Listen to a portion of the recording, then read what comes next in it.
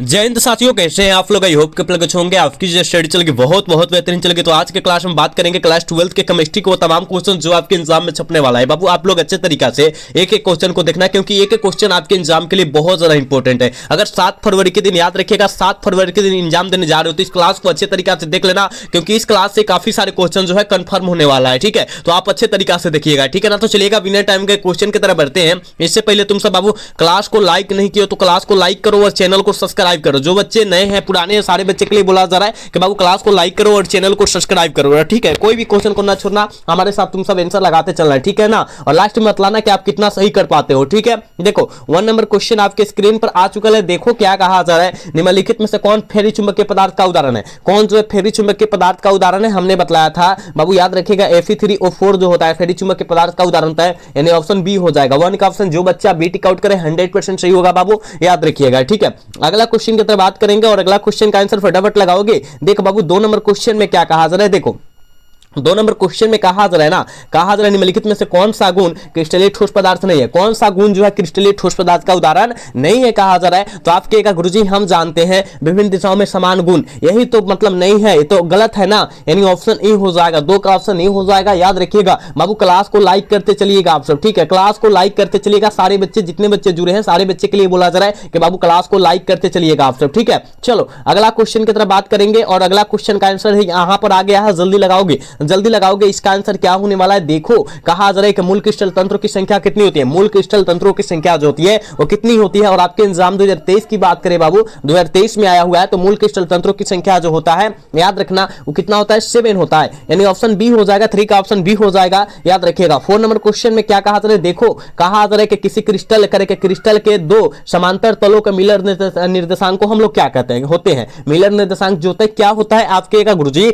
हम जानते हैं वो क्या होता है, डिफरेंट होता है। क्या होता है, डिफरेंट होता है, यानी भिन्न भिन्न होता है, अलग अलग होता है, यानी ऑप्शन करेक्ट बी होगा। 4 का ऑप्शन जो बच्चा बी टिक आउट करा 100% सही होगा बाबू, याद रखना। देख बाबू सारे क्वेश्चन जो है गेस क्वेश्चन है, तो आप अच्छे तरीका से देखो, कोई क्वेश्चन को ना छोड़ो, सारे क्वेश्चन को किसी भी हाल में और किसी परिस्थिति में याद कर लो, ठीक है। अगला क्वेश्चन की तरफ बात करेंगे और यहां जो है देखो 5 नंबर क्वेश्चन में क्या कहा जाता है कि NaCl क्रिस्टल की संरचना होती है। बाबू NaCl क्रिस्टल की संरचना जो होती है वो क्या होती है, तो आपके सर फेस सेंटर्ड होती है, यानी ऑप्शन क्या हो जाएगा, बी हो जाएगा। फलक केंद्रित होती है बाबू, ऑप्शन क्या होगा, करेक्ट ऑप्शन बी होगा रे बबुआ, याद रखना, ठीक है। अगला क्वेश्चन की तरफ बात करेंगे और अगला क्वेश्चन यहां जो है देखो 6 नंबर क्वेश्चन में क्या कहा जा रहा है, कहा जा रहा है रवादार ठोस है। ये बाबू रवादार ठोस क्या है, आप जानते हैं कि रवादार ठोस को जो है हम लोग क्या कहते हैं, क्रिस्टलीय ठोस कहते हैं। क्या कहते हैं, क्रिस्टलीय ठोस कहते हैं ना। तो आप कहिएगा सर क्रिस्टलीय ठोस जो है कौन है, आप कहिएगा हीरा, ग्रेफाइट, ये जो होता है क्रिस्टलीय ठोस होता है। तो कहिएगा सर केवल हीरा दिया है तो हीरा मार सकते हैं ना, याद रखिएगा बिल्कुल हीरा हो जाएगा। और रबर, कांच, प्लास्टिक, लकड़ी, ये सब जो होता है अक्रिस्टलीय ठोस यानी बी रवादार ठोस का उदाहरण होता है, ये भी साथ में याद रखिएगा। हम जितना साइड से क्वेश्चन बतलाते हैं वो सारे क्वेश्चन को तुम सब याद रखते चलना है, ठीक है। चलो अगला क्वेश्चन यहां जो है देखो 7 नंबर क्वेश्चन में क्या कहा कहा निम्नलिखित में से कौन सा ऑक्साइड लोह चुंबकत्व प्रदर्शित करता है। कौन सा ऑक्साइड जो है लोह चुंबकत्व पदार्थ को जो है प्रदर्शित करता है, तो आप कहिएगा CrO2 यानी ऑप्शन क्या होगा, 7 का ऑप्शन ए हो जाएगा, ठीक है। 7 का ऑप्शन करेक्ट ए हो जाएगा, याद रखिएगा, ठीक है। अगला क्वेश्चन यहां जो है देखो यहां जो है कहा जा रहा है ना, कहा जा रहा है कि घनाकार क्रिस्टल में बेसिस जालकों की संख्या कितनी होती है।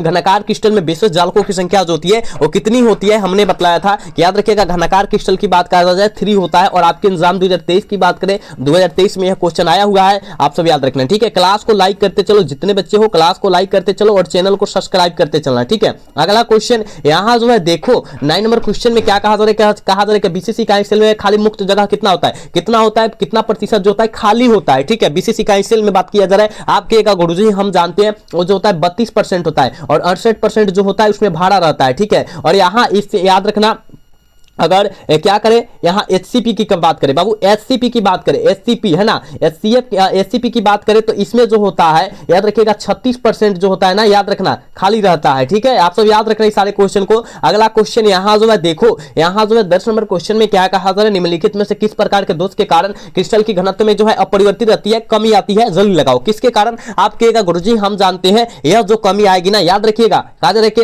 अपरिवर्तित यानी फ्रैंकल दोष के कारण, यानी ऑप्शन ई हो जाएगा, ठीक है। ऑप्शन ऑप्शन ए हो जाएगा, याद रखिएगा, ठीक है, बिल्कुल ऑप्शन ए हो जाएगा, याद रखना। आप लोग अच्छे तरीका से देखते चलो, 10 का आंसर बिल्कुल ए होगा बाबू। कोई भी क्वेश्चन को मिस ना करना, क्योंकि आपके एग्जाम यानी 7 फरवरी के दिन बाबू, 7 फरवरी के दिन के लिए काफी ज्यादा बेहतरीन है, तो आपको याद रखना है और कोई भी क्वेश्चन को नहीं छोड़ना है। कहा जा रहा है 11 नंबर क्वेश्चन में, कहा जा रहा है कि सटकी दोष के कारण ठोस का घनत्व क्या होता है? सटकी दोष के कारण ठोस का घनत्व क्या होता है? क्या डिस इंक्रीज हो जाता है, घट जाता है? ऑप्शन बी होगा 11 का, याद रखिएगा। 12 नंबर क्वेश्चन में कहा जा रहा है कि C6H6 कैसा पदार्थ है? C6H6 जो है कैसा पदार्थ है? आपको पता है कि जो होता है बेंजीन का सूत्र होता है, क्या होता है बाबू? बेंजीन का सूत्र होता है, और यह जो होता है ना, याद रखिएगा, प्रतिचुंबकीय पदार्थ का उदाहरण होता है, यानी करेक्ट ऑप्शन सी होगा 12 का, याद रखिएगा, ठीक है। चलो यहाँ 13 नंबर क्वेश्चन में क्या कहा जा रहा है? निम्नलिखित में से कौन रवाहीन है? कौन रवाहीन है? जल्दी लगाओगे, 13 का आंसर क्या होगा? कहिएगा सर रवाहीन की बात किया गया, क्वार्ट्ज ग्लास यानी SiO2 इसका सूत्र होता है, याद रखिएगा, ऑप्शन बी हो जाएगा रे बाबू, याद रखना। अगला क्वेश्चन यहाँ 14 नंबर क्वेश्चन का आंसर लगाओगे। कहा जा रहा है FCC जालक में कितने परमाणु होते हैं? FCC जालक में जो होता है कितना परमाणु होता है? आप कहिएगा सर FCC जालक में जो होता है 4 गो परमाणु होता है, यानी ऑप्शन क्या होगा? डी हो जाएगा ना, 14 का ऑप्शन डी हो जाएगा, याद रखिएगा। क्लास को लाइक करते चलो, क्लास को लाइक करते चलो, इसमें कोताही नहीं करना है तुम सबको, ठीक है। चलो 15 नंबर क्वेश्चन में क्या कहा जा रहा है कि संप्रासरणी विलयन बराबर होता है? बाबू संप्रासरणी विलयन जो होता है वो किसके बराबर होता है? जल्दी लगाओगे, 15 का आंसर क्या होगा? कहेगा गुरुजी हम जानते हैं मोलन सांद्रण के बराबर होते हैं, ऑप्शन डी हो जाएगा, 15 का करेक्ट ऑप्शन डी होगा, याद रखिएगा। नेक्स्ट क्वेश्चन यहाँ जो है देखो 16 नंबर क्वेश्चन में क्या कहा जा रहा है? निम्नलिखित में से राउल्ट नियम के धनात्मक विचलन दर्शाता है कौन? जो है राउल्ट नियम के धनात्मक विचलन को दर्शाता है कौन है? जल्दी लगाओ, 16 का आंसर क्या हो जाएगा? आप कहेगा गुरुजी हम जानते हैं, वो याद रखिएगा CHCl है ना, 3 और फैन से जो होगा C2H5OH हो जाएगा, ठीक है। ये जो होता है राउल्ट नियम को धनात्मक विचलन को दर्शाएगा, नहीं तो ये तो होता है राउल्ट नियम के ऋणात्मक विचलन होता है, राउल्ट नियम के ये भी ऋणात्मक विचलन होता है, ये भी राउल्ट नियम के ऋणात्मक विचलन होता है, लेकिन यहां जो हो जाएगा इसका आंसर बिल्कुल सी हो जाएगा, याद रखिएगा, ये राउल्ट नियम को धनात्मक विचलन को दर्शाता है, ठीक है। चलो यहां जो है देखो 17 नंबर क्वेश्चन में क्या कहा जा रहा है? देखो कहा जा रहा है ना, कहा जा रहा है कि विलयन के सांद्रण को व्यक्त करने के लिए कौन सा तापक्रम निर्भर नहीं होता है? कौन सा तापक्रम पर जो होता है निर्भर नहीं होता है विलयन को सांद्रण को व्यक्त करने के लिए? और हमने कितना बारी बतलाया होगा, कि मोललता जो होता है निर्भर नहीं करता है, ताप से स्वतंत्र होता है, आजाद होता है,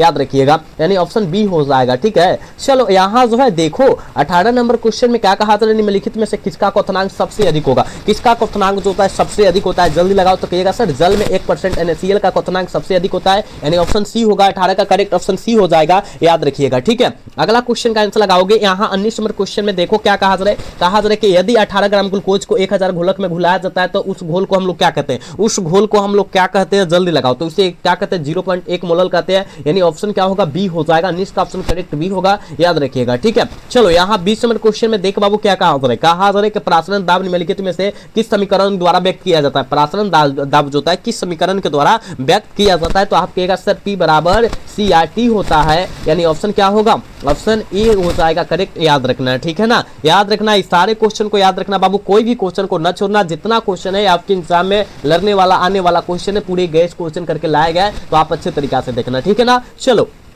यहाँ जो है देखो 21 नंबर क्वेश्चन में क्या कहा जा रहा है? कहा जा रहा है ना कि अर्धपराग में झिल्ली से प्रासरण की क्रिया निकल पाते हैं। बाबू अर्धपराग में झिल्ली से प्रासरण की क्रिया जो निकल पाते हैं वो किनके द्वारा निकल पाते हैं? जल्दी इसका आंसर लगाओगे, कहिएगा सर हम जानते हैं, यह जो निकल पाते हैं ना, याद रखना है किसके द्वारा? आप कहिएगा सर विलायक के द्वारा, विलायक के अणु के द्वारा निकल पाते हैं, ऑप्शन क्या होगा? बी करेक्ट हो जाएगा, ठीक है। अगला क्वेश्चन यहाँ जो है 22 नंबर क्वेश्चन में देखो क्या कहा जा रहा है? कहा जा रहा है कि CaON करके NO3 होल 2 के गुणांक जो हो जाएगा कितना हो जाएगा? कहिएगा गुरुजी 3 हो जाएगा, यानी ऑप्शन सी होगा ना, 22 का ऑप्शन सी हो जाएगा, याद रखिएगा, ठीक है। 22 का ऑप्शन सी जो बच्चा लगा रहा है 100% सही हो जाएगा। चलो इसका आंसर लगाओगे, मानव रक्त का पीएच मान होता है, मानव रक्त का पीएच मान जो होता है कितना होता है? आप कहिएगा सर मानव रक्त का पीएच मान जो होता है याद रखिएगा 7 पॉइंट कितना होता है? 7.4 होता है, ऑप्शन सी हो जाएगा, ठीक है ना, ऑप्शन सी होगा, याद रखिएगा। 23 का ऑप्शन सी होगा, याद रखिएगा। देखो यहाँ 24 नंबर क्वेश्चन में कहा जा रहा है कि परमाणु द्रव्यमान बराबर होता है, परमाणु द्रव्यमान जो बराबर होता है किसके बराबर होता है? जल्दी लगाओगे,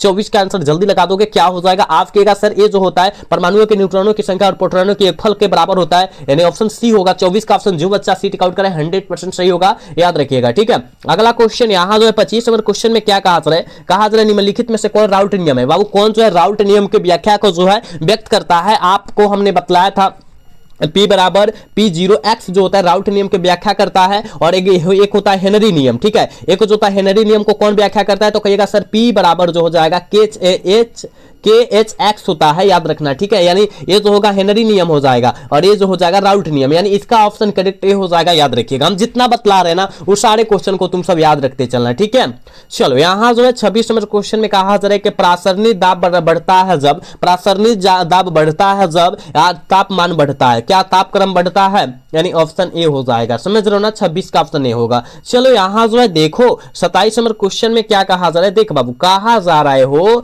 कि किसी ठोस विलय करके विलय की वह अधिकतम मात्रा जिसमें किसी विलायक की विशिष्ट मात्रा को घोला जा सकता है निर्भर नहीं करता है, वह जो किस पर निर्भर नहीं करेगा, जल्दी लगाओ। 27 का आंसर क्या होगा, कहिएगा सर दाब, प्रेशर पर निर्भर नहीं करता है, यानी ऑप्शन सी होगा 27 का। रे बाबू याद रखना। ठीक है, बात समझ में आ रहा है ना, अच्छे तरीका से समझो तुम सब। ठीक है, देखो यहां 28 नंबर क्वेश्चन में क्या कहा जा रहा है, विलयन का अनुसंख्य गुणधर्म निर्भर करता है, विलयन का अनुसंख्य गुणधर्म जो होता है वो किस पर निर्भर करता है, जल्दी लगाओगे। कहिएगा सर विलय के कणों की संख्या पर करता है, यानी 28 का ऑप्शन जो बच्चे बी टिक आउट करे 100% सही हो जाएगा, याद रखिएगा। बाबू क्लास को लाइक करते चलो, जितने बच्चे हो क्लास को लाइक, चैनल को सब्सक्राइब नहीं किया सब्सक्राइब करते चलो। तुम सबके लिए इतना बेस्ट क्वेश्चन दिया जा रहा है, इतना जो है बेस्ट कंटेंट तुमको दिया जा रहा है, लेकिन तुम सब जो है क्लास को लाइक करने में कंजूसाई कर रहा है, सब्सक्राइब करने में कंजूसाई कर रहा है, तो इसमें नहीं करना है। आप सब जो है क्लास को लाइक सब्सक्राइब करते रहो। ठीक है, चलो अगला क्वेश्चन यहां जो है देखो, यहां जो है 29 नंबर क्वेश्चन में क्या कहा जा रहा है कि अनुसंख्या गुणधर्म होता है। बाबू अनुसंख्य गुणधर्म जो होता है कितने प्रकार के होते हैं, हमने बताया था।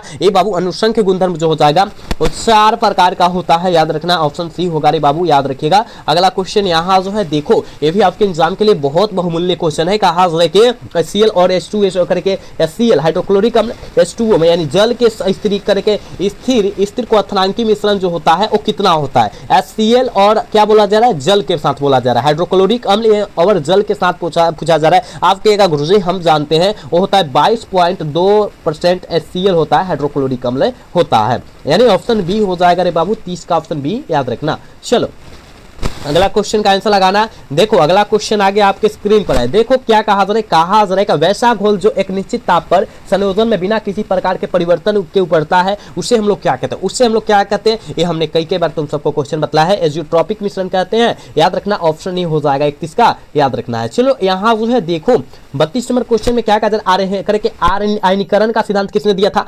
आयनीकरण का सिद्धांत किसने दिया था, कहेगा सर आयनीकरण का सिद्धांत आर्हेनियस साहब के द्वारा दिया गया था, यानी 32 का ऑप्शन बी होगा रे बाबू, याद रखिएगा। यहाँ 33 नंबर क्वेश्चन में क्या कहा जा रहा है, कि किसी घोल अभिक्रिया की साम्यावस्था पर सेल विद्युत वाहक बल होता है, सेल विद्युत वाहक बल जो होता है वो कितना होता है, तो आप कहिएगा सर 0 होता है, यानी ऑप्शन बी हो जाएगा, याद रखिएगा। जो बच्चा 33 का ऑप्शन बी टिक आउट करे 100% सही होगा, याद रखना है। चलो अगला क्वेश्चन की तरफ बात करते हैं, और 34 नंबर क्वेश्चन आपके स्क्रीन पर है। देखो क्या कहा जा रहा है, फैराडे का विद्युत विच्छेदन का द्वितीय नियम क्या संबंधित है, वो किससे संबंधित है, जल्दी लगाओ। 34 का आंसर क्या होगा, तो कहिएगा सर ऋणायन के परमाणु संख्या से होता है, यानी ऑप्शन सी होगा 34 का, याद रखिएगा। ठीक है, चलो 35 नंबर क्वेश्चन है, और आज के क्लास के बाबू लास्ट क्वेश्चन है। कहा फैराडे का प्रथम नियम है, ये बाबू फैराडे का प्रथम नियम क्या है, जल्दी लगाओ क्या होगा। फैराडे का प्रथम नियम जो हो जाएगा वो क्या हो जाएगा, कहिएगा गुरुजी हम जानते हैं M बराबर ECT होता है, क्या होता है,